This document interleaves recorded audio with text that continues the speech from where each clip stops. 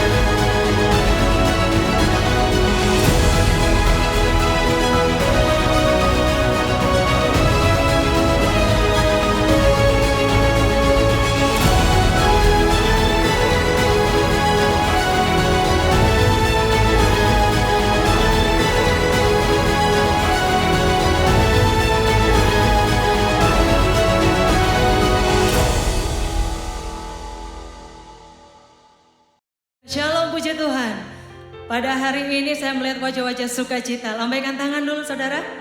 Wow, berikan tepuk tangan bagi Raja segala Raja. Haleluya, haleluya. Mari saya untuk bangkit berdiri saudara. Berikan salam buat saudaramu kanan kirinya. Sampaikan berkat atas setiap mereka. Kita berpesta bersama Raja hari ini. Nikmati lawatan Tuhan hari ini. Yes, haleluya. Haleluya. Baik warga kerajaan, sebelum kita mulai kita baca firman Tuhan dari kitab Yesaya pasal 40 ayat yang ke-10. Saya berharap untuk kita semuanya bisa membaca dengan lantang. Amin. Biarlah ayat firman ini semakin memberi kekuatan atas setiap kita. Haleluya. 1, 2, 3. Lihat, itu Tuhan Allah. Ia datang dengan kekuatan dan dengan tangannya ia berkuasa. Lihat, mereka yang menjadi upah jeripayahnya ada bersama-sama dia. Dan mereka yang diperolehnya berjalan di hadapannya. Kemuliaan bagi namamu Tuhan, Allah kami yang hidup. Sungguh kami bersyukur buat hari ini Tuhan. Perbuatanmu dahsyat dan ajaib atas setiap kami. Terima kasih buat waktu, kesempatan hari ini Tuhan kami boleh datang menghampiri tahta-Mu. Tuhan, kami percaya dalam hadirat-Mu ada mujizat yang terjadi. Ada kekuatan yang terjadi dalam hidup kami. Engkau memberikan kami kemerdekaan. Engkau memberikan kami sukacita. Damai sejahtera menyertai kami semua Tuhan. Saat kami memuji, memuliakan nama-Mu, biarlah sorak-sorai kami Tuhan menyenangkan hati-Mu. Hidup kami boleh senantiasa bersyukur atas kebaikan-Mu Tuhan. Terima kasih Yesus, terima kasih. Terima kasih atas kebaikan-Mu Tuhan. Kami siap Tuhan memuliakan nama Engkau. Haleluya. Amin. Silakan duduk kembali saudara.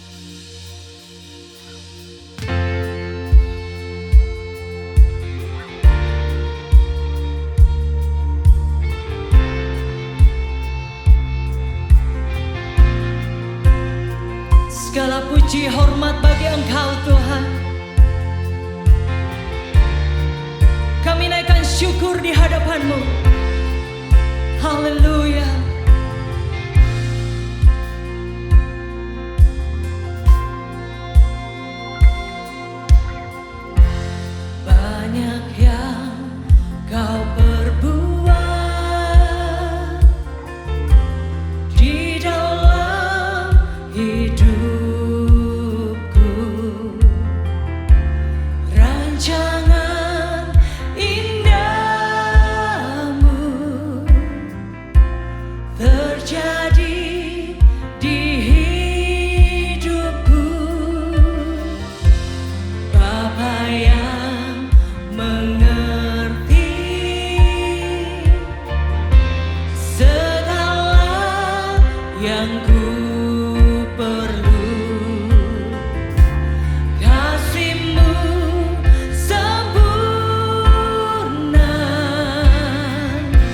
nyata dalam hidupku.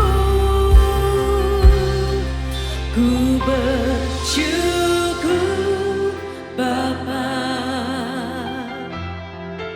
ku bersyukur Tuhan, buat kasih setiamu di dalam hidupku. Ku bersyukur, ku bersyukur.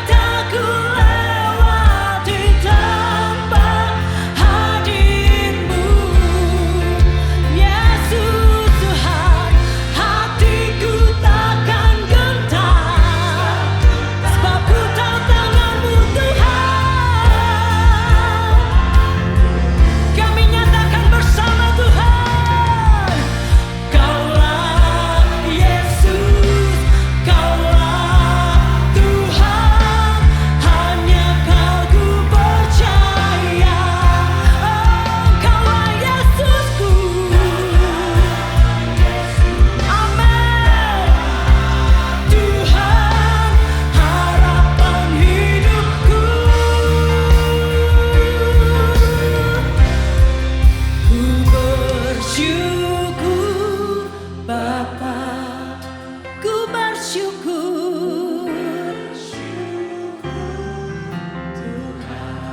sebab kasih-Mu Tuhan di dalam hidupku. Ku bersyukur Tuhan. Setiap kami mengangkat tangan di hadapan-Mu Tuhan, tanda ucapan syukur kami di hadapan-Mu. Oh Yesus Tuhan, yes, kasih-Mu Tuhan. Oh, ku bersyukur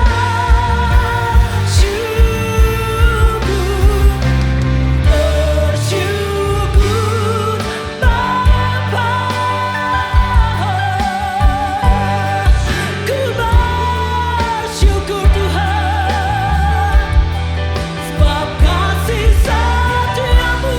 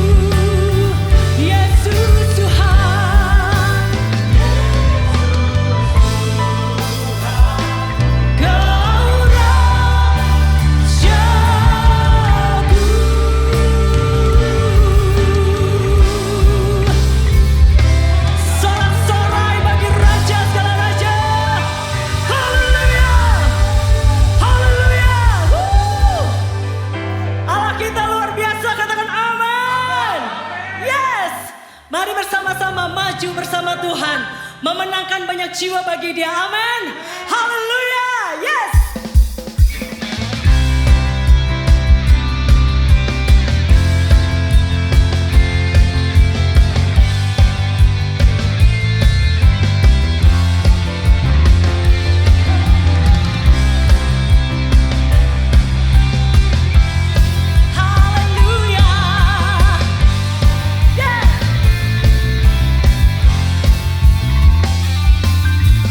Cerita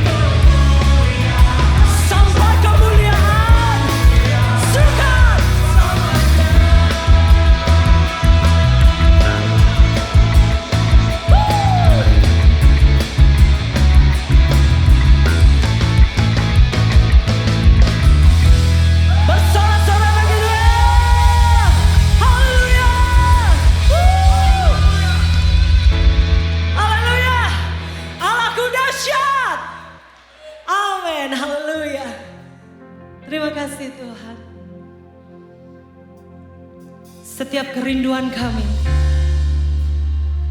Kami nyatakan di hadapan-Mu Tuhan hari ini. Inilah hidup kami Tuhan. Inilah penyembahan kami Tuhan.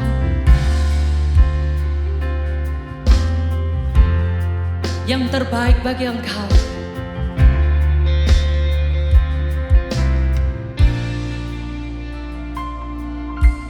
This is my desire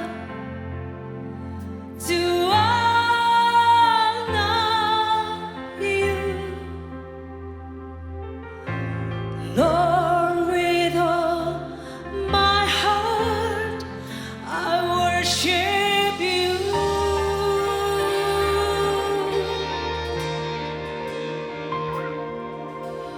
All I have within me, I give you praise. All that I adore is in you.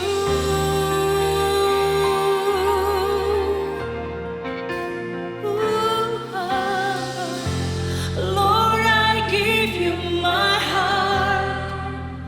I give you my soul. I live for you alone. Every breath that I take, every moment I'm awake. Lord, have your way in me.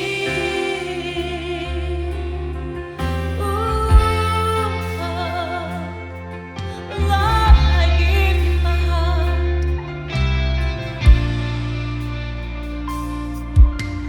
This is my desire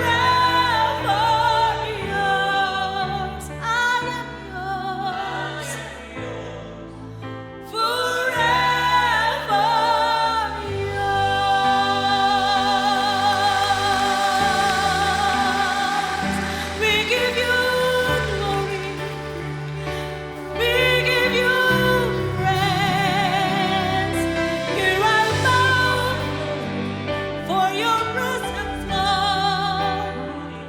Hallelujah.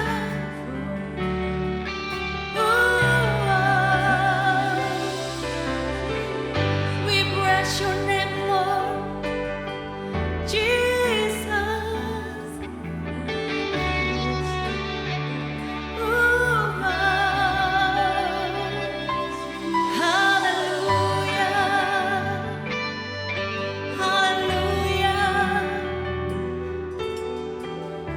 Sungguh indah di dalam hadirat-Mu Tuhan.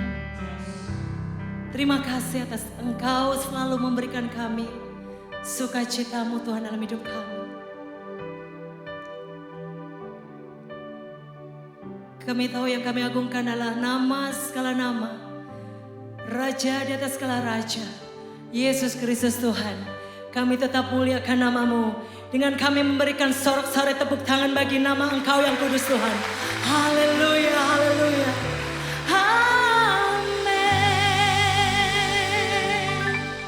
Silakan duduk kembali saudara.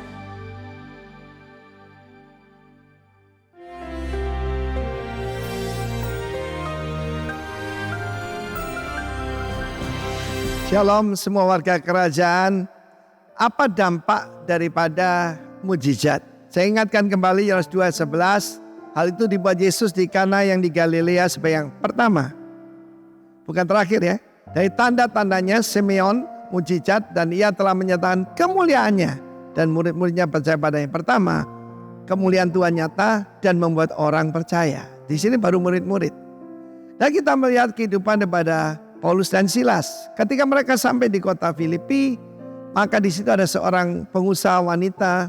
Dia punya butik yang menjual jubah ataupun kain berwarna ungu yang dipakai oleh high class ataupun high society.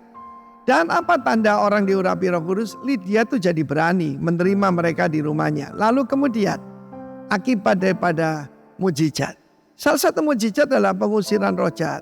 Dan kota itu dikuasai oleh sekelompok orang yang memperkerjakan seorang gadis yang dikuasai dengan spirit of Python, ya.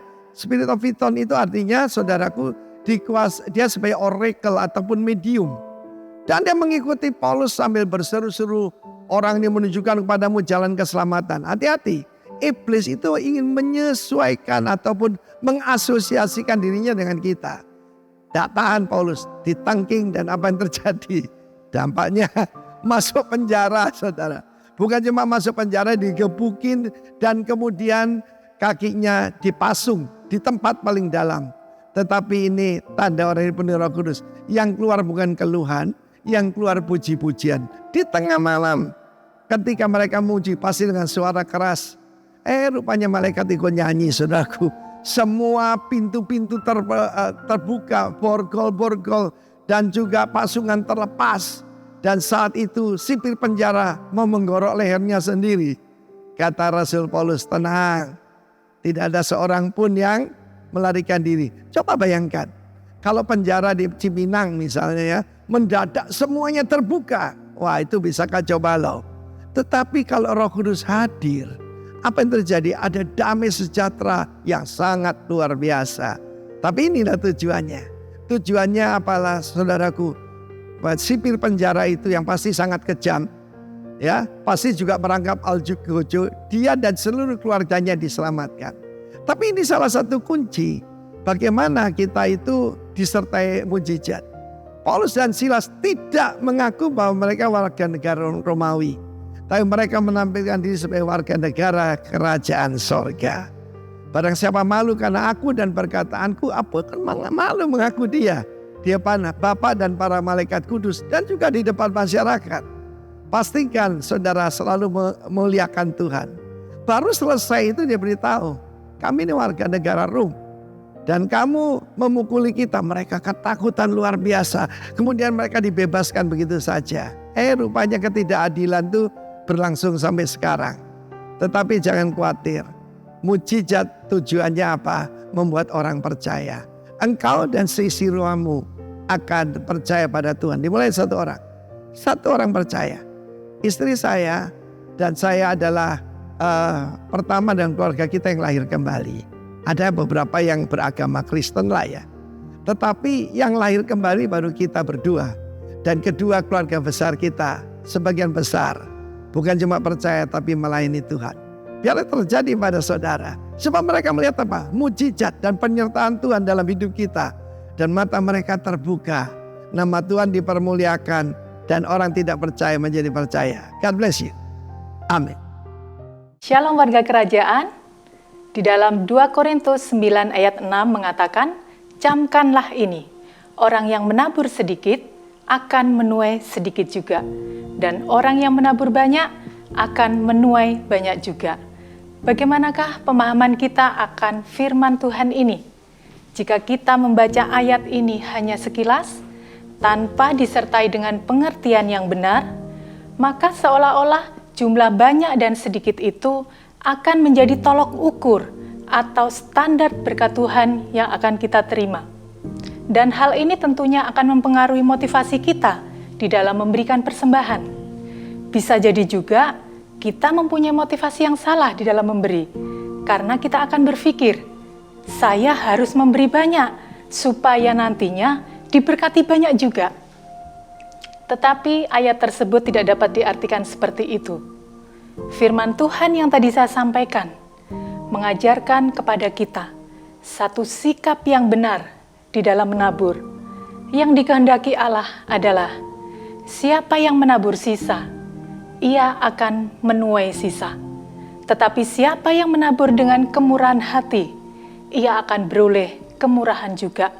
Jadi bukan masalah banyak atau sedikitnya taburan yang kita berikan, tetapi Allah melihat sikap hati kita. Apakah kita melakukan dengan kemurahan hati seperti yang Tuhan ajarkan kepada kita. Kemurahan hati akan muncul ketika kita mengalami kemurahan dari Allah. Seperti kita ketahui bersama, bahwa Dia adalah pribadi yang begitu murah hati terhadap umatnya. Jadi, siapakah di antara kita yang tidak pernah mengalami kemurahan Tuhan? Nafas kehidupan yang kita nikmati saat ini pun merupakan bukti kemurahan Tuhan yang dilimpahkan atas setiap kita. Jadi kalau Allah yang kita sembah adalah Allah yang begitu murah hati terhadap anak-anaknya, akankah kita akan tinggal diam? Sebagai anak Tuhan yang tahu berterima kasih, sebagai anak Tuhan yang tahu mengucap syukur kepada Bapanya, kita juga bisa lakukan itu. Kita naikkan syukur kita ungkapkan melalui kemurahan hati ketika kesempatan untuk menabur itu datang kepada kita.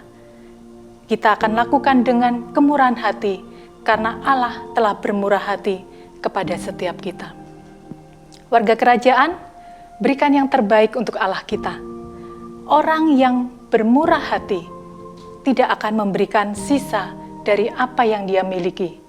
Tetapi orang yang bermurah hati akan mempersiapkan taburan yang terbaik karena itu merupakan persembahan bagi Allah kita. Mari kita berdoa. Terima kasih Tuhan Yesus yang baik, buat berkat-berkat-Mu, buat kasih setia-Mu, buat kemurahan-Mu dan kebaikan-Mu yang Tuhan sudah nyatakan pada kehidupan kami. Kalau saat ini kami diberikan kesempatan untuk menabur, kami mau lakukan dengan kemurahan hati kami. Kami mau berikan yang terbaik, karena Allah sudah memberikan teladan kepada kami. Engkau telah bermurah hati terlebih dahulu kepada setiap kami. Terpujilah nama-Mu, di dalam nama Tuhan Yesus, kami mengucap syukur dan berdoa. Amin. Selamat menabur, Tuhan Yesus memberkati. Haleluya, bersyukur kepada Tuhan kalau hari ini saya bisa hadir kembali untuk melayani. Dan tentu terima kasih kepada Gembala, Bapak Pendeta Timotius Arifin dan Ibu dan juga seluruh penatua hamba-hamba Tuhan yang ada di tempat ini. Biarlah Tuhan selalu dipermuliakan melalui kehidupan kita. Baik, pada hari ini saya akan menyampaikan firman dengan sebuah pertanyaan. Mengapa Tuhan membentuk keluarga? Bapak, Ibu, dan saudara sekalian, kita harus sadar bahwa keluarga sebetulnya adalah ide daripada Allah sendiri. Karena Allah lah yang pertama kali menciptakan Adam, mempertemukan dengan Hawa, dan memberkati mereka dalam pernikahan yang kudus di Taman Eden. Kalau kita baca dalam Kejadian 1 ayat 26 sampai 28, Allah berfirman, baiklah kita menjadikan manusia menurut gambar dan rupa kita. Lalu kemudian Allah menciptakan manusia itu laki-laki dan perempuan dan berfirman, beranak cuculah dan bertambah banyak. Kata kita menunjukkan bahwa Allah itu sebetulnya satu hakikatnya, tetapi memiliki kejamakan di dalam pribadinya. Itulah yang kemudian kita kenal dengan istilah Tritunggal. Allah Bapa, Putra, dan Roh Kudus. Satu hakikatnya, tetapi bisa dibedakan walaupun tidak bisa dipisahkan. Dan di dalam kekekalan relasi Bapa, Putra, dan Roh Kudus itu sangat manis, sangat harmonis, penuh dengan kasih. Dan itulah yang kemudian ingin ditransferkan oleh Allah ke bumi melalui keluarga, melalui relasi bapa, ibu, dan anak. Makanya ikatan pernikahan Kristen itu seumur hidup. Apa yang sudah dipersatukan oleh Allah tidak boleh diceraikan oleh manusia. Karena ini adalah gambaran Kristus yang akan selalu bersatu dengan gerejanya, dengan umat percaya. Tuhan tidak akan pernah meninggalkan umatnya. Makanya suami juga tidak boleh meninggalkan istrinya. Atau sebaliknya, istri tidak boleh meninggalkan suaminya. Saudara tahu bahwa pernikahan, marriage, itu bukan hanya sebuah kontrak atau komitmen. Tapi itu adalah sebuah covenant, perjanjian ilahi. Apa itu kontrak? Kontrak itu biasanya ada batas waktu. Bisa batal kalau salah satu pihak mengingkari janji atau tidak melakukan bagiannya, kontraknya batal. Komitmen lebih tinggi dari kontrak. Karena itu adalah tekad di dalam hati seseorang untuk memenuhi janjinya kepada orang lain. Masalahnya manusia yang berjanji kadang-kadang lemah dan terbatas. Dan bisa mengingkari apa yang telah dijanjikan pada awalnya. Kau yang mulai, kau yang mengakhiri. Kau yang berjanji, kau yang mengingkari. Tapi Allah tidak pernah ingkar janji. Apa saja yang difirmankannya pasti akan digenapi. Siapa yang percaya? Berikan kemuliaan untuk Tuhan kita. Makanya pernikahan bukan hanya kontrak atau komitmen, tapi covenant. Karena dalam satu covenant Allah terlibat dalam perjanjian itu bukan hanya sebagai saksi yang pasif, tapi pihak yang aktif yang menginginkan dan mengokohkan pernikahan itu menjadi sesuatu yang langgeng.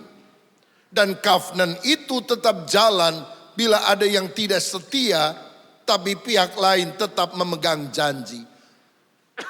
Alkitab berkata tali 3 lembar tidak mudah diputuskan.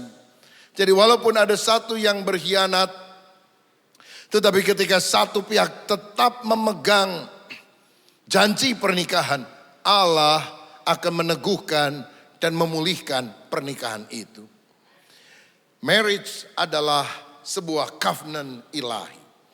Nah, kembali pada pertanyaan tadi, mengapa Tuhan membentuk keluarga?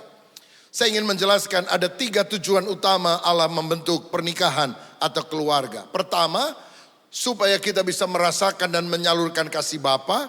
Kedua, kita bisa saling melengkapi satu dengan yang lain. Dan yang ketiga, untuk melahirkan keturunan ilahi. Mari kita mulai dengan yang pertama. Keluarga saya dan saudara diciptakan supaya kita bisa merasakan dan menyalurkan kasih Bapa. Makanya Tuhan menciptakan manusia menaruh di Taman Eden agar Allah bisa menjalin hubungan mesra dengan manusia. Alkitab berkata, pada waktu sore Allah berjalan-jalan di Taman Eden dan mencari Adam dan Hawa, lalu berbincang-bincang dengan mereka. Ada kasih yang nyata melalui persekutuan keluarga. Sehingga keluarga yang harmonis adalah cerminan kasih Allah dan juga harus mencerminkan kasih Allah kepada keluarga yang lain. Betapa pentingnya kita mengalami dan menyalurkan kasih Bapa Surgawi. Karena itu pula penting bagi seluruh anggota keluarga untuk berperan meningkatkan suasana kasih dalam keluarga tersebut. Karena kasih menyatukan dan mengatasi perbedaan. Saya ingin ajak saudara melihat sebuah percakapan antara suami S dan istri I. Ya, mereka penuh kasih dan mereka mengucapkan kata-kata mesra. S, suami berkata, akhirnya aku sudah menunggu saat ini tiba sejak lama. I, istri bertanya, apakah kau rela kalau aku pergi? Tentu tidak, jangan pernah kau berpikiran seperti itu. Apakah kau mencintaiku? Tentu selamanya akan tetap begitu. Apakah kau pernah selingkuh? Tentu tidak. Aku tidak akan pernah melakukan hal buruk itu. Maukah kau menciumku? Ya. Dan istri berkata, sayangku. Manis sekali bukan? Kalau ada kasih. Tapi kalau kasih sudah hilang, percakapan masih persis sama. Tapi bacanya bukan dari atas ke bawah, tapi dari bawah ke atas. Coba saya bacakan untuk saudara. Sayangku, ya. Maukah kau menciumku? Tidak. Aku tak akan pernah melakukan hal buruk itu. Apakah kau pernah selingkuh? Tentu selamanya akan tetap begitu. Apakah kau mencintaiku? Tentu tidak. Jangan pernah kau berpikiran seperti itu. Apakah kau rela kalau aku pergi? Akhirnya aku sudah menunggu saat ini tiba sejak lama. Saya tidak tahu suami istri yang ada di sini saudara masih membaca dari atas ke bawah atau dari bawah ke atas. Saya berdoa supaya kasih selalu ada dalam hidup kita sehingga keluarga kita menjadi rukun dan harmonis. Amin. Nah saudara-saudara, love is a verb. Kasih adalah kata kerja. Kasih bukan hanya feeling yang ada di hati, tapi mesti diwujudkan di dalam tindakan. Sekian tahun yang lampau ada seorang bernama Gary Chapman membuat sebuah buku yang menjadi the bestseller international, namanya The 5 Love Languages, 5 bahasa kasih. Dan setiap orang punya bahasa kasih yang berbeda-beda. Ada bagian yang lebih menonjol daripada bagian lain. Tapi 5 hal ini kesemuanya sesuatu yang indah dan harus dipraktekkan di dalam keluarga. Yang pertama, bahasa kasih itu adalah kata-kata kasih. Words of affirmation. Kata-kata kasih. Dalam keluarga kita harus belajar menggunakan kata-kata positif yang membesarkan hati. Beri pujian kepada pasanganmu. Belajar ramah satu dengan yang lain, jangan kasar, jangan negatif, menuduh, menghina. Efesus 4 ayat 29 mencatat, jangan ada perkataan kotor keluar dari mulutmu, tapi pakailah perkataan yang baik untuk membangun di mana perlu, supaya mereka yang mendengarnya beroleh kasih karunia. Orang kalau lagi pacaran mesranya luar biasa, saudara. Ngomong rasanya gak pernah bisa berhenti. Bisa berjam-jam. Seorang bilang gini sama pacarnya, sayangku, aku ingin kalau bisa setiap hari Selasa. Selasa, kenapa Selasa? Selasa di Solga, baleng kamu katanya. Aduh, luar biasa kata-katanya. Ada seorang bilang gini sama pacarnya, saya lihat ada buah apel dan anggur. Kalau saya lebih suka apel daripada anggur. Kenapa? Tanya pacarnya. Karena saya lebih suka diapelin daripada dianggurin katanya. Mesra banget ya. Tapi anehnya kalau udah kawin lama, malas ngomong satu dengan yang lain. Seorang suami bilang gini, saya kalau ngomong sama istri saya batasi 10 menit. Kalau masih ngomong 9 menit masih aman. Menit ke-11 terjadi pertengkaran. Jadi saya harus batasi perkataan saya secara cermat katanya. Kalau udah nikah heran. Gak ada kata sayang, darling. Yang ada sini sama situ. Situ mau makan gak? Kalau situ mau makan, situ duduk sini. Sini mau ke situ. Loh saudara, kan orang ada namanya. Kok malah jadi sini situ? Makanya kita harus belajar mengucapkan kata-kata kasih. Yang kedua, bahasa cinta adalah pelayanan kasih, acts of service. Kita tidak cukup hanya mengatakan I love you, wo aini. Tetapi kita harus menyatakan kasih dalam perbuatan, dalam pertolongan nyata. 1 Yohanes 3 ayat 18 berkata, anak-anakku marilah kita mengasihi bukan dengan perkataan atau lidah, tetapi dengan perbuatan dan dalam kebenaran. Kalau saudara sedang ada di rumah dan tiba-tiba ada orang mengetuk pintu rumahmu, dan waktu saudara buka ada orang dengan baju lusuh gemetar, dia bilang, Bapak, Ibu, tolong saya kelaparan. Udah 3 hari 3 malam saya nggak makan, berilah saya makan. Apa yang saudara lakukan?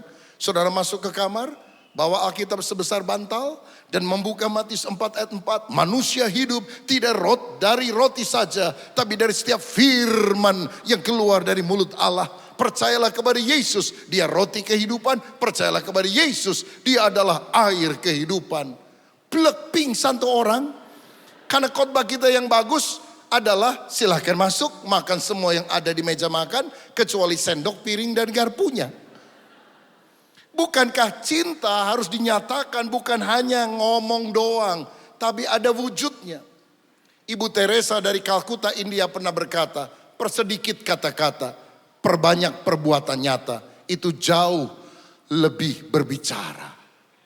Jadi kalau ada seorang wanita, seorang ibu yang mencintai keluarga, tidak cukup saudara berkata, aku sayang kalian semua. Tapi saudara masak yang paling enak untuk keluargamu sebagai acts of service.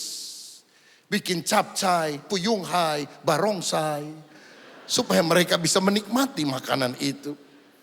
Suami yang melihat istrinya pontang-panting, capek karena harus membersihkan rumah sedangkan pembantu sedang pulang kampung, maka suami perlu turun tangan untuk membantu membersihkan rumah. Anak melihat ibunya sudah masak dan ingin memberikan juga kepada adiknya yang tinggal di rumah yang berbeda, maka anak perlu mengantar makanan itu supaya makanan itu bisa juga dinikmati oleh anggota keluarga yang lain. Seorang ibu karena mengasihi anaknya akan mengantar anak ke sekolah, menjemput lagi, dan itu bisa dilakukan bertahun-tahun. Inilah acts of service.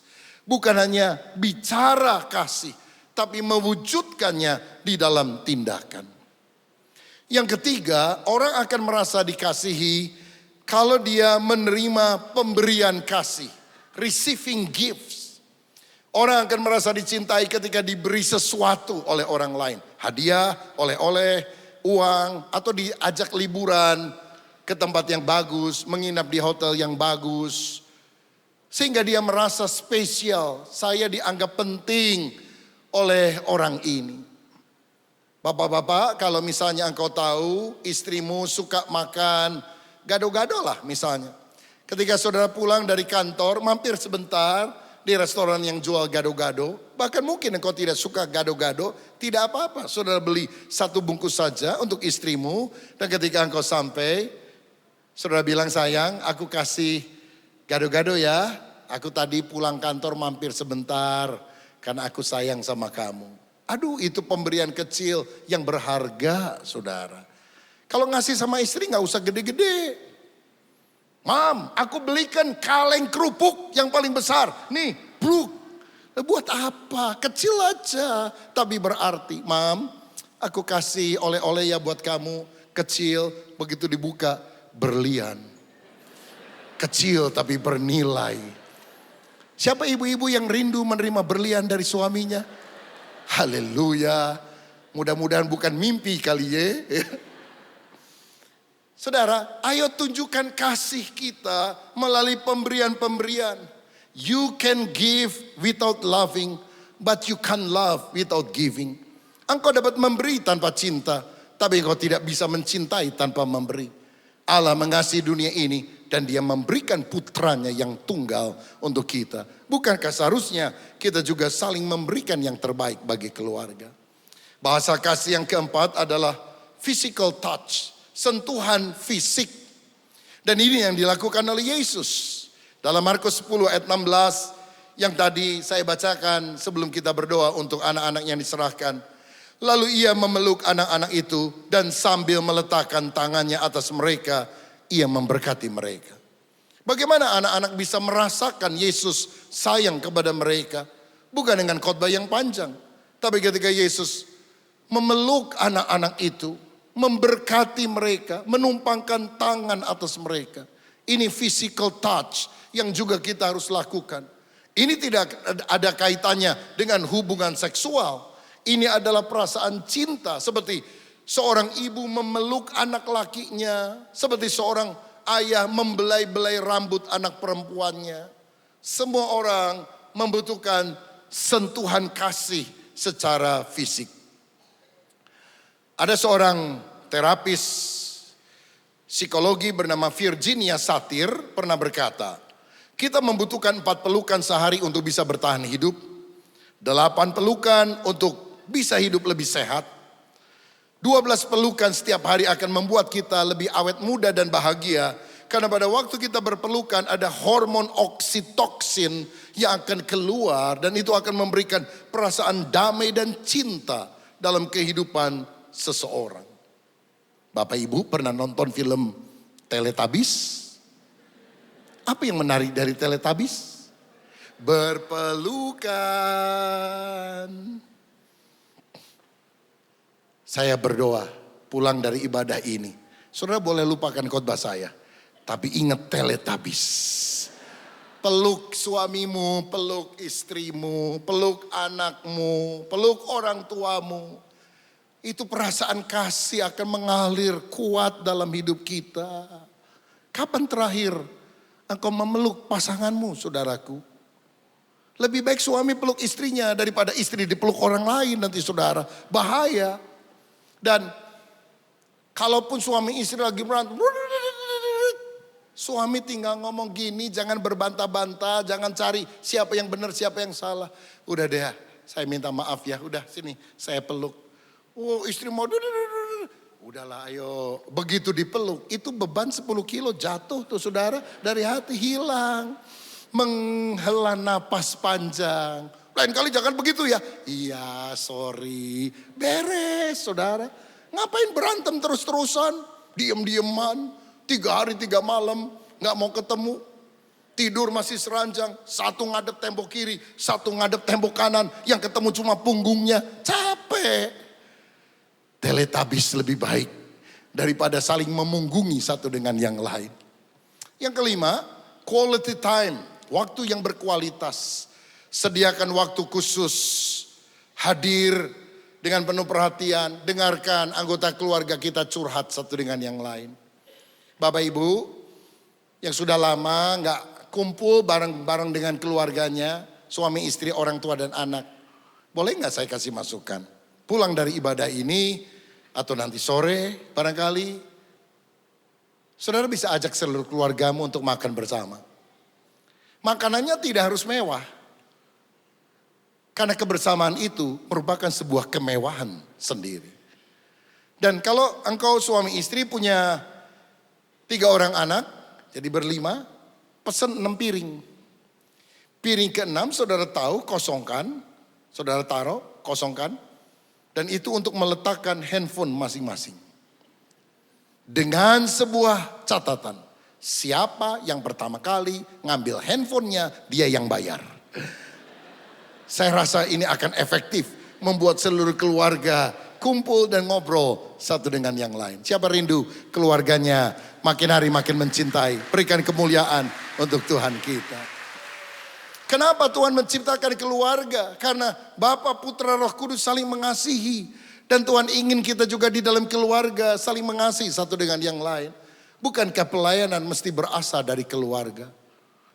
Jangan ekspor kegagalan dalam keluarga, keributan dalam keluarga ke gereja, saudara. Justru hal-hal yang baik dalam keluarga, yaitu kasih, keharmonisan, engkau harus transfer ke gereja. Sehingga gereja ada suasana kasih dan sukacita. Yang kedua, kenapa Tuhan menciptakan keluarga? Untuk kita bisa saling melengkapi satu dengan yang lain. Kejadian 2 ayat 18 berkata, tidak baik kalau manusia itu seorang diri saja. Aku akan menciptakan seorang penolong yang sepadan dengan dia. Bukankah suami istri dalam satu pernikahan adalah pasangan yang Tuhan berikan untuk saling melengkapi? Menurut catatan The Guinness Book of World Record, Ada sepasang suami istri Afro-Amerika namanya Herbert and Zelmira Fisher. Mereka adalah orang yang memiliki jangka waktu pernikahan terlama, 87 tahun. Usianya kedua-duanya sudah di atas 100 tahun. Mereka sudah nikah 87 tahun. Saya bersyukur minggu yang lalu, papa mama saya, Pendeta Julius Ishak Abraham dan Ibu Juliawati, merayakan Diamond Wedding Anniversary. Pernikahan yang ke-60. Dan itu satu berkat yang luar biasa bagi kami sekeluarga. Saya pernah melayani orang yang nikah perak 25 tahun. Melayani yang nikah emas 50 tahun. Saya belum pernah melayani orang yang menikah 60 tahun. Dan ketika saya pertama kali melayani papa dan mama saya, saudara rasa betapa bahagia yang luar biasa. Punya orang tua yang panjang umur. Dan mereka setia satu sampai lainnya. Satu sama lain. Tidak pernah bercerai. Tapi menjadi teladan yang luar biasa. Tidak bisa dibayar dengan harta berapapun. Itu sebabnya kalau ada pasangan yang mau cerai. Bertahanlah saudara. Perbaikilah hidupmu. Karena hidup yang tetap melekat sepanjang umur hidup adalah warisan yang terbaik yang kau bisa berikan bagi anakmu, bagi menantumu, bagi cucumu. Dan tidak bisa diganti dengan apapun juga. Nah, ketika Herbert dan Zelmira ditanya kenapa mereka bisa awet menikah dengan orang yang sama pada tahun yang ke-87. Suaminya bilang begini, nikah itu bukan pertandingan siapa menang siapa kalah. Nikah itu adalah saling melengkapi satu dengan yang lain. Kelebihan saya menutupi kekurangan istri saya dan kelebihan istri saya menutupi kekurangan saya. Dan istrinya kemudian berkata, kami punya satu ritual kecil yang kami sudah lakukan puluhan tahun.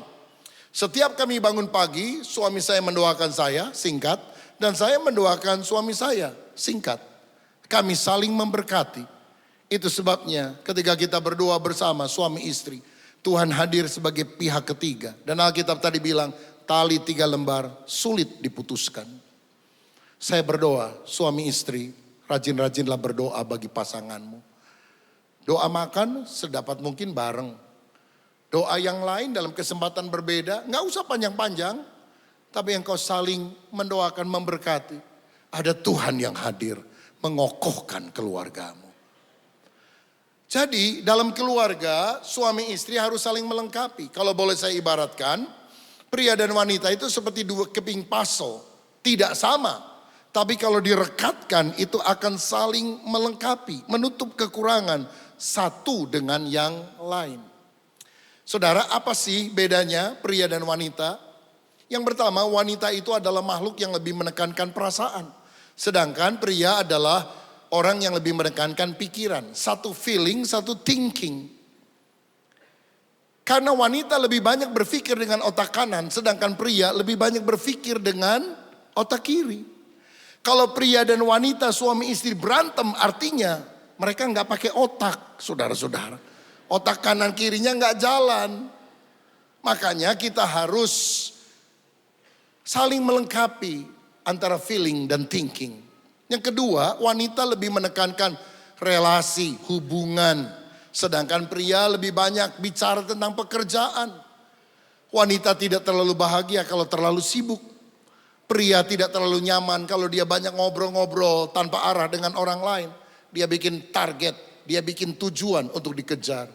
Ayo kita menjaga keseimbangan hidup karena dua kebutuhan yang berbeda ini. Yang ketiga, wanita itu menikmati proses. Sedangkan pria ingin segera mencapai sasaran. Karenanya mengapa kalau kita pergi ke satu tempat, suami kalau nyetir biasanya ngebut. Karena dia merasa dia akan lebih happy kalau menghemat waktu 5-10 menit di depan daripada dia harus mengambil waktu lebih lama. Istri lebih menikmati proses. Kalau pergi ke satu tempat tidak hanya ingin sampai di sana dengan segera, tapi dia bisa lihat kiri kanan, menikmati pemandangan di pinggir jalan. Kalau nggak percaya, ajaklah suami dan istri pergi ke mall. Kalau suami pergi ke mall karena dia sudah punya sasaran. Saya mau beli baju warna biru nomor 16 di toko Anu.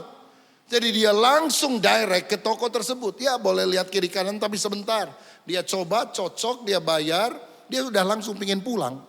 Nggak betah kalau istrinya ngajak ke kiri kanan lagi. Tapi istri ketika ditanya, kamu mau ke mall? Mau beli apa? Belum kepikiran, nanti aja kita lihat.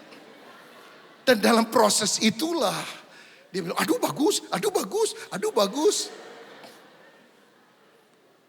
Dan akhirnya dia beli sana sini, 3 kantong kresek di tangan kiri, 5 kantong kresek di tangan kanan. Berjalan tidak lelah, berlari tidak lemah, karena ada kekuatan. Seperti pada burung Raja Wali. Dan kalau suami berkata, aduh mam jangan boros, uang kita kan terbatas. Tenang pap, burung di udara Tuhan pelihara. Apalagi kita orang percaya. Padahal kita kan bukan burung, saudara diberi hikmat untuk mengelola dengan baik. Itulah beda wanita dan pria. Wanita adalah makhluk yang lebih ingat masa lalu. Sedangkan pria selalu berpikir akan masa depan. Jadi kalau lagi jengkel sama seseorang, biasanya suami yang ingat masa depan lebih cepat melupakannya. Istri suka nyimpen. Aku masih ingat 10 tahun yang lalu dia maki saya di depan rumahnya. Dia pakai daster warna biru. Dia pakai sendal jepit, satu biru satu merah. Dia maki saya ngomongnya ini. Suaminya bilang kapan ya? Kok aku lupa? Loh kamu kan ada di samping saya. Aduh aku gak ingat. Wanita suka ingat masa lalu. Pria suka ingat masa depan. Dan gampang melupakan masa lalu. Bagus juga buat pria, gak suka nyimpen-nyimpen.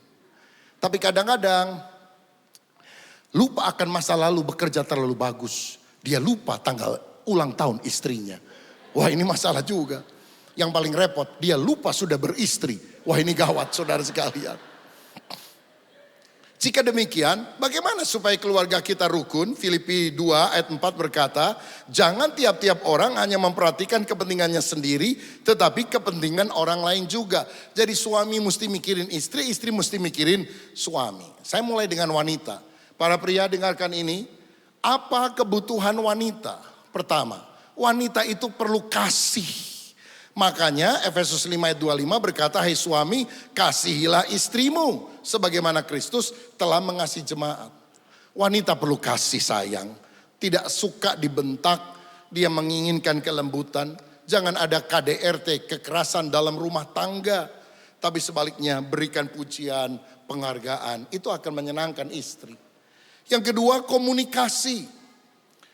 Suami itu kadang-kadang kalau udah kawin agak segan ngomong. Apalagi kalau pulang dari kantor udah capek, maunya tidur, maunya nonton TV. Lihat sepak bola misalnya, main games. Istri ingin ngobrol dengan suaminya. Saudara tahu wanita itu sangat membutuhkan komunikasi, bahkan komunikasi terbuka. Saya pernah membaca satu riset bahwa ternyata pada waktu seorang dilahirkan, gerakan mulut bayi wanita lebih banyak dari gerakan mulut bayi laki-laki. Memang dari asalnya sudah seperti itu. Survei lain menunjukkan seorang pendeta kalau tidak khotbah mengucapkan 3.420 kata setiap hari. Seorang prajurit di asrama mengucapkan 7.420 kata. Seorang pelajar bisa mengucapkan 8.760 kata. Seorang istri mengucapkan 15.300 kata. Rekor dipegang oleh ibu mertua 19.800 kata. Menantu tertawa karena dia mengalami secara pribadi. Kenapa dalam keluarga konflik itu terjadi karena miskomunikasi ini? Karena seorang wanita merasa dia membutuhkan bicara dengan pasangannya 20 sampai 30 menit minimal setiap minggu, setiap hari. Sedangkan suaminya merasa cukup berbicara dengan istrinya 15 sampai 20 menit saja setiap minggu. Disinilah awal daripada masalah. Karena itu mari kita belajar berkomunikasi lebih sering dan lebih baik. Yang keempat, seorang wanita membutuhkan komitmen keluarga dari suaminya. Jadi suami jangan hanya sibuk bekerja, berikanlah waktu bagi keluargamu. Main dengan anak-anakmu, ngobrol dengan istrimu. Karena 4K ini dibutuhkan oleh wanita. Kasih, komunikasi, keuangan, komitmen keluarga. Betul ibu-ibu ya? Setuju para wanita? Boleh diucapkan bersama 4 kebutuhan wanita. 2, 3. Kasih, komunikasi, keuangan, komitmen keluarga. Jadi para pria tolong dengar kebutuhan istri. Tapi sekarang giliran tiba bagi istri untuk mendengar. Apa kebutuhan suami? Klik yang pertama. Seorang pria punya kebutuhan yang paling utama, dipuaskan secara seksual. Saudara tahu, kasih bagi seorang wanita dieja waktu, bagi seorang pria dieja seks. Makanya seorang istri menurut Alkitab harus melakukan kewajibannya kepada suaminya. Suaminya juga harus melakukan kewajibannya bagi istrinya. Seks adalah sesuatu yang indah jika dilakukan kepada pasangan yang Tuhan telah berikan dalam konteks pernikahan. Jadi ingat ibu-ibu ya, mungkin ada suami yang suka sakit kepala dan sebagainya. Mungkin karena kebutuhan pertama ini tidak diberikan. Dan kalau engkau mengerti dan melakukan tugasmu, sakit kepala hilang oleh berkat Tuhan. Haleluya. Yang kedua, kebutuhan pria adalah didampingi oleh pasangan yang menarik. Coba saudara pikirkan, kalau hadir dalam sebuah pesta dan kemudian hanya wanita saja, suaminya nggak mau datang ke pesta pernikahan misalnya. Ya wanita, ibu-ibu bilang nggak apa-apa dah, saya datang berangkat sendirian, nanti juga ketemukan dengan ibu-ibu yang lain, nanti kita bisa duduk bareng. Kalau suami, istrinya bilang, aduh aku sakit nih, meriang nih, kamu pergi pesta sendirian. Banyak ke pria berangkat atau tidak? Males saudara, aduh gak enak lah kalau sendirian. Di gereja juga sama.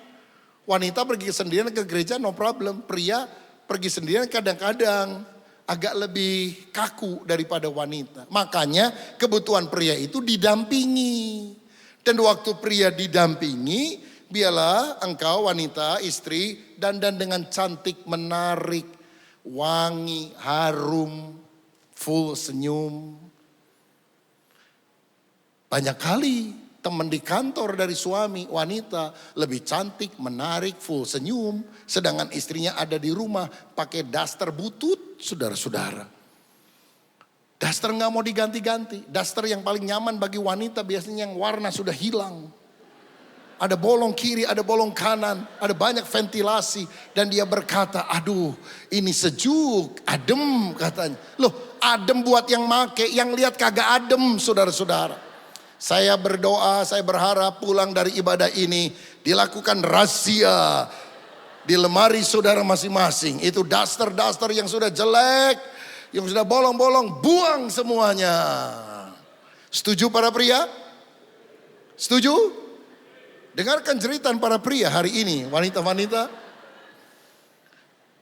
Dan saudara tahu, yang ketiga, pria itu perlu didukung, ditolong oleh pasangannya. Kalau pria sedang mengalami tekanan di pekerjaan dan sebagainya, jangan malah dimaki-maki. Tepuk-tepuk pundaknya dan berkata, aku percaya Tuhan akan buka jalan. Kau suamiku, pasti engkau bisa oleh anugerah Tuhan. Hatinya besar, tepuk pundaknya. Sebetulnya tepukan di punggung tidak terlalu jauh letaknya dari tendangan di pantat.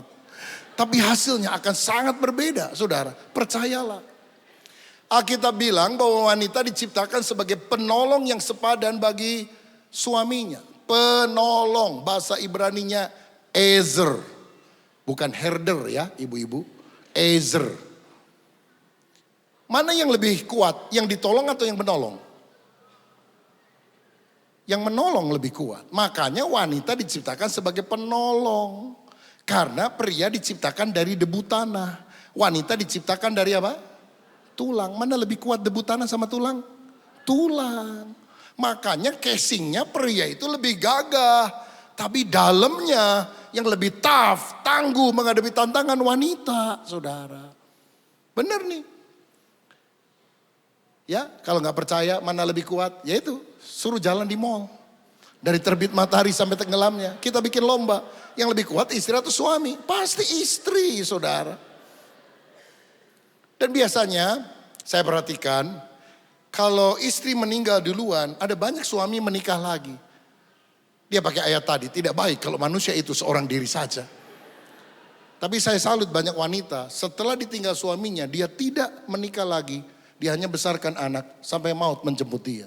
Wah, itu kekuatan seorang wanita. Sangat dahsyat, sangat luar biasa. Kita harus respect kepada para wanita. Kecuali seorang suami menjelang ajal, karena sakit dia bilang gini sama istrinya. Sayang, kalau aku mati, ku izinkan kau menikah lagi. Jangan ngomong gitu mas. Kamu tetap sehat. Enggak, aku sadar bahwa waktuku sudah tidak lama lagi. Kau kuizinkan untuk menikah lagi. Dengan catatan, jangan nikah sebelum kuburanku kering. Masa kamu tanah masih basah nikah sama orang lain? Jangan dong. Ya mas. Dan aku minta satu lagi. Tiap hari tolong bawa ember dan air dan sirami kuburanku. Artinya kagak rela saudara kalau istrinya kawin lagi sama orang lain. Makanya suami perlu didukung. Saudaraku, hidup itu singkat. Jangan berantem terus. Nikmati kebersamaan, saling menopang, saling mendukung, saling menguatkan satu dengan yang lain. Siapa setuju? Berikan kemuliaan untuk Tuhan. Dan kebutuhan pria yang keempat adalah dihormati. Alkitab berkata, hai suami kasihlah istrimu, hai istri hormatilah suamimu. Kebutuhan istri terbesar dicintai, dikasihi. Tapi kebutuhan suami terbesar adalah dihormati. Respect kepada suami. Jangan suka menghina suami. Pap, kamu waktu pertama nikah sama saya ganteng. Sekarang gentong kamu. Wah, itu menyakitkan saudara-saudara. Jadi ada 4D kebutuhan pria.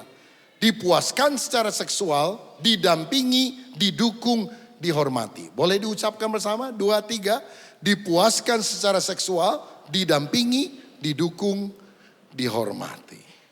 Yang terakhir, yang ketiga. Apa tujuannya Tuhan menciptakan keluarga? Melahirkan keturunan ilahi. Maleakhi 2 ayat 15a berkata, bukankah Allah yang esa menjadikan mereka daging dan roh? Dan apakah yang dikehendaki kesatuan itu? Keturunan ilahi. Makanya kita menyerahkan para anak ini supaya mereka menjadi keturunan ilahi. Karena itu kita harus membimbing mereka untuk hidup takut akan Tuhan. Efesus 6 berkata, didiklah anak-anakmu dalam ajaran dan nasihat Tuhan. Agar mereka cinta Tuhan, punya karakter ilahi. Anak-anak juga harus hormat kepada orang tuanya. Hormatilah ayahmu dan ibumu. Supaya lanjut umurmu dan berbahagia engkau di atas bumi ini. Kalau saudara sudah lama gak ketemu dengan orang tuamu, pulang kebaktian ini telepon dia. Tanya kabarnya. Papa, mama gimana sehat? Usahakan dalam waktu yang dekat saudara jumpai mereka. Mungkin engkau hanya menginap sehari atau ketemu beberapa jam bahkan. Itu akan memberikan sukacita kepada mereka. Hormatilah selagi mereka ada. Satu kali engkau angkat telepon. Engkau mau telepon papa dan mamamu baru engkau sadar. Mereka sudah meninggal. Dan kesempatan itu sudah lewat. Ketika kita masih bisa angkat telepon dan di ujung sana ada jawaban dari ayah atau ibumu. Engkau berbahagia. Engkau beruntung mendapatkan kesempatan itu. Hormatilah ayahmu dan ibumu.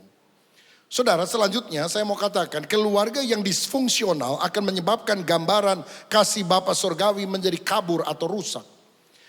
Peneliti John Hopkins pernah berkata bahwa gadis remaja yang hidup dalam keluarga tanpa ayah 60% cenderung melakukan hubungan seks sebelum menikah dibandingkan mereka yang hidup dalam keluarga yang lengkap. Ada satu penelitian terhadap 39 orang gadis anoreksia nervosa, yaitu penyakit tidak teratur makan, sampai kurus sekali. 36 di antara mereka, 36 dari 39, didapati tidak memiliki hubungan yang dekat dengan ayah mereka. 70% penghuni panti rehabilitasi kenakalan remaja berasal dari keluarga tanpa bapa. Remaja wanita tanpa bapak kemungkinan 3 kali lebih banyak melakukan hubungan seksual sebelum berusia 15 tahun. Prediktor utama terjadinya kekerasan dan pencurian di dalam masyarakat adalah keluarga tanpa bapa.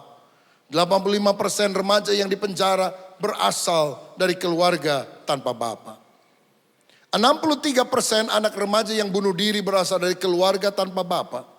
90% anak-anak yang lari dari rumah dan tidak ada tempat tinggal berasal dari keluarga tanpa bapa. 80% pemerkosa yang dilatar belakangi kemarahan berasal dari keluarga tanpa bapa. Dan tahukah saudara, Indonesia merupakan fatherless country nomor 3 di dunia. Indonesia adalah negara ketiga di dunia yang paling mengabaikan anak. Bapaknya tidak berperan, ayah tidak hadir. Kenapa bapak tidak berperan? Pertama, telah terjadi perceraian sehingga ketika anak itu bertumbuh, dia hidup hanya dengan ibu atau neneknya tanpa bapak. Yang kedua, dia tidak merasakan kasih bapa walaupun tidak bercerai papa mamanya. Tapi suami bekerja keluar kota untuk jangka waktu yang panjang dan hanya pulang misalnya pada waktu lebaran. Hanya ketemu anak 2-3 hari dalam setahun. Bapak tidak hadir. Atau yang ketiga, bapak ibu tinggal dalam satu rumah. Tetapi bapak tidak pernah berperan mengajak anaknya main, mendidik anak. Ada banyak pria kalau pulang dari tempat kerjanya lebih awal dari jam biasanya. Dia nggak kepikiran, aduh lumayan nih ada 1 jam lebih awal dari biasa. Saya mau ajak deh anak saya jalan-jalan atau makan di luar, ngobrol-ngobrol, main layangan. Dia hanya pikir, waduh ada 1 jam nih lowong. Saya mau main games, saya mau ketemu teman saya mau ngopi sama dia, saya mau nonton TV. Nggak ada kepikiran bahwa jam yang luang digunakan untuk anak. Fatherless country nomor 3 di dunia. Saya rasa pembaruan harus dimulai dari umat Tuhan. Bapak-bapak, berperanlah bagi anak-anakmu. Supaya engkau tidak kehilangan mereka. Tapi mereka menjadi generasi ilahi yang takut akan Tuhan. Survei dari Dr. Arman Nicoli menunjukkan ketidakhadiran Bapak secara fisik dan emosional akan mengakibatkan pertama, rendahnya visi dan motivasi untuk mencapai sesuatu atau cita-cita. Nilainya jadi jelek karena dia bilang percuma nilai bagus juga nggak dipuji sama papa. Dia mengharapkan itu bukan dari mama. Penghargaan itu dia harapkan dari papa. Yang kedua, rendahnya nilai hidup, anak-anak akan mengejar kenikmatan sesaat dan mengabaikan akibat jangka panjang yang merugikan. Ketiga, rendahnya gambar diri, tidak punya self esteem yang bagus, saudara. Dia rasa dirinya adalah anak yang tertolak, tidak diinginkan. Yang keempat, tingginya angka kenakalan karena pengaruh kelompok. Tetapi ada kabar baik, bila bapak berperan keluarga akan sehat. 70% dari anak putus sekolah adalah anak tanpa bapak. Tapi keterlibatan bapak dalam pendidikan anak akan meningkatkan prestasinya. Dan ini perhatikan, ini penting sekali. Keluarga yang tinggal di dalam lingkungan kriminal. Namun orang tua rukun dan bapak berperan baik. Maka 90% anak dari keluarga itu tidak mengalami kenakalan remaja. Ini studi yang sangat luar biasa. Walaupun lingkungannya jelek, tapi kalau bapaknya berperan, 90% anak tidak tersesat dalam pergaulan yang tidak baik. Karena dia punya figur bapak yang mengarahkan untuk hidup takut akan Tuhan. Dari survei ini makanya saya sadar, kenapa perintah Tuhan dalam Ulangan 6 untuk mendidik anak tidak diberikan pertama-tama kepada ibu, tapi diberikan pertama-tama kepada bapak. Walaupun dalam kenyataannya ibu lebih sering mendidik anak daripada bapak. Bahkan kadang bapak merasa itu bukan tanggung jawabnya. Tanggung jawabnya mencari uang. Salah, saudaraku. Tanggung jawab seorang bapak bukan hanya mencukupkan kebutuhan finansial. Dia harus jadi imam dalam keluarga. Dia harus jadi kepala dalam keluarga. Dia harus mengarahkan anak-anak dalam takut akan Tuhan. Satu survei lain menunjukkan, bila seorang punya bapak yang rohani, kemungkinan anaknya untuk jadi anak rohani 70%. Tapi bila ibunya yang rohani, bapaknya rohana, kemungkinan anak rohani cuma 30%. Perhatikan, saya tidak mengabaikan peran seorang ibu. Tapi bapak-bapak, bangkitlah, anak-anakmu menantikan engkau. Pada akhir zaman akan ada pemulihan. Hati bapa kembali kepada anaknya. Hati anak kembali kepada bapaknya. Bapak-bapak, para pria, bangkitlah. Bapak-bapak, lebih seringlah dating dengan anakmu. Jangan meeting, saudara, dating. Apa bedanya dating dan meeting? Dating seperti orang pacaran, nggak ada rundown, nggak ada agenda, nggak ada poin-poin. Kalau meeting ada rundown, ada agenda, ada poin-poin. Apa ada orang waktu pacaran? Kita akan pacaran sejam, pacaran dimulai. Kita bahas 3 hal ya, 1, 2, 3. Kita sudah keseringan meeting bapak-bapak. Engkau perlu dating dengan anakmu. Ajak dia pergi ke satu tempat, ngobrol, ngalor ngidul. Ya cerita yang kelihatannya tidak penting, tapi itu sangat penting untuk membentukkan nilai dalam hatinya. Bapak-bapak, saya serukan datinglah lebih sering dengan anakmu. Jangan hanya meeting di kantor. Orang tua dan anak perlu membangun komunikasi dan hubungan yang lebih baik. Mari kita sadar, hidup kita itu terbatas. Berikan lebih banyak waktu untuk keluarga. Tidak ada orang menjelang ajalnya berkata, saya menyesal mengapa saya tidak gunakan lebih banyak waktu di kantor. Tapi orang akan berkata, saya menyesal mengapa saya tidak gunakan banyak waktu untuk keluarga. Sebelum penyesalan itu datang, perhatikan keluargamu. Karena di sanalah kebahagiaan Tuhan akan berikan dalam hidup kita. Tuhan Yesus memberkati. Mari kita bangkit berdiri, kita berdoa. Saya ajak kita nyanyi sebuah pujian. Kasih pasti lemah lembut, kasih pasti memaafkan, kasih pasti murah hati, kasih-Mu Tuhan. G ya.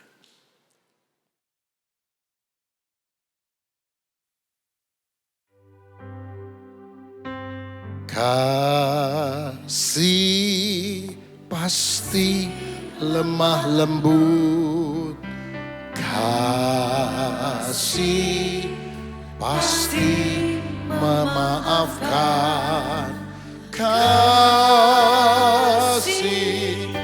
pasti murah hati, kasih-Mu Tuhan. Kasih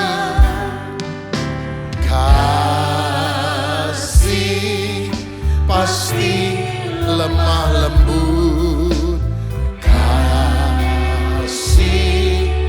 pasti memaafkan, kasih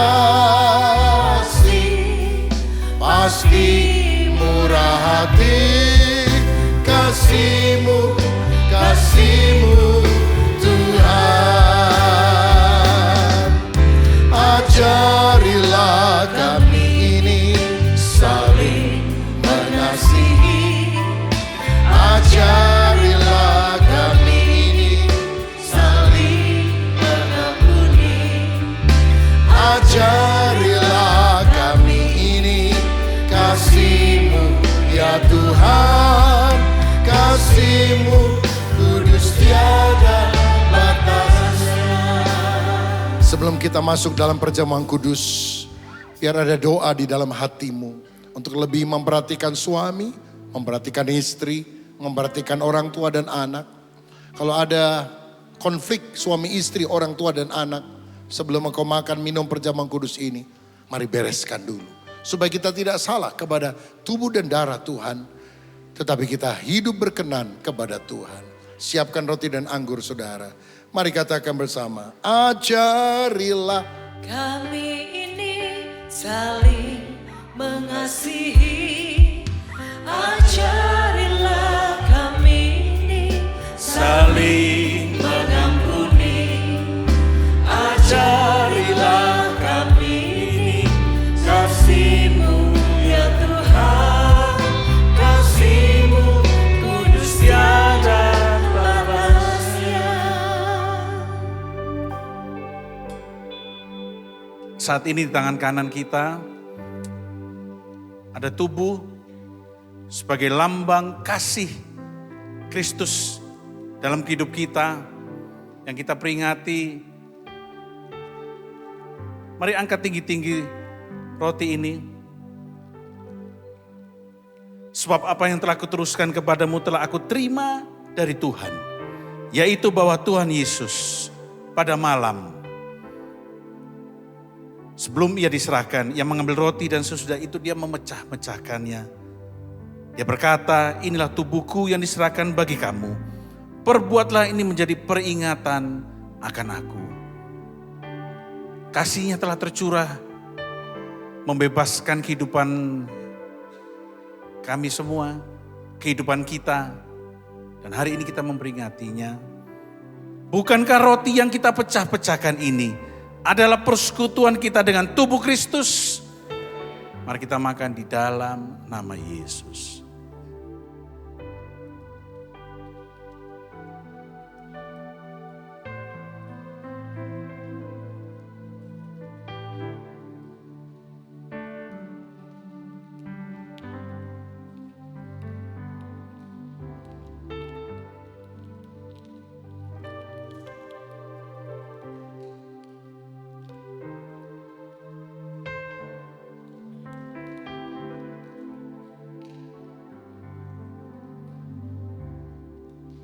Secara perlahan kita angkat anggur di tangan kita. Anggur ini melambangkan darah. Di dalam darah ada kehidupan. Karena kasihnya kita dihidupkan kembali menjadi manusia yang merdeka. Demikian juga ia mengambil cawan. Sesudah makan lalu berkata, cawan ini adalah perjanjian baru yang dimeteraikan oleh darahku, kata firman Tuhan. Perbuatlah ini setiap kali kamu meminumnya dan menjadi peringatan akan aku. Dan kita memperingatinya hari ini. Bagaimana besar kasih setia Tuhan. Darahnya tercurah, membebaskan, memerdekakan kehidupan kita. Bukankah cawan pengucapan syukur yang atasnya kita ucapkan syukur adalah persekutuan kita dengan darah Kristus? Mari kita minum di dalam nama Yesus.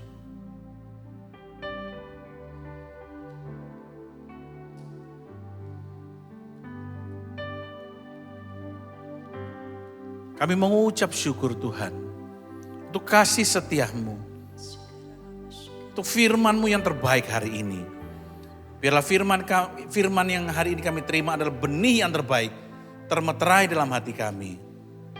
Di dalam nama Bapa, Kau meteraikan seluruh firman-Mu ini menjadi penopang dalam kehidupan kami. Haleluya. Amin. Amin. Silakan duduk Bapak Ibu Saudara sekalian warga kerajaan.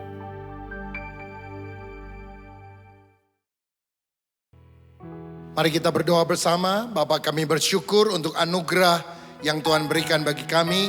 Dan Tuhan kiranya terus melanjutkan kasih setiamu bagi GBI Rock dimanapun berada, baik di Bali dan di tempat-tempat lain, di dalam dan di luar negeri.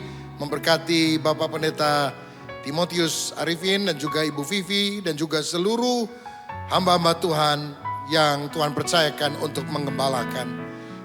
Kami juga berdoa buat pemerintah kami, biarlah damai sejahtera sukacita Tuhan berikan. Dan biarlah pemimpin-pemimpin kami, Bapak Presiden, bahkan sampai ke bawah seluruhnya berada di dalam tangan Tuhan. Sekarang umat-Mu akan kembali ke rumah masing-masing. Kami mohon berkat dari sorga. Saudara, angkatlah tanganmu, terima berkat dengan percaya. Terimalah dengan iman, kasih dari Allah Bapa Sorgawi, kasih karunia dari Tuhan Yesus Kristus, dan persekutuan Roh Kudus menyertai kita semua mulai hari ini bahkan sampai selama-lamanya. Haleluya. Amin. Tuhan memberkati.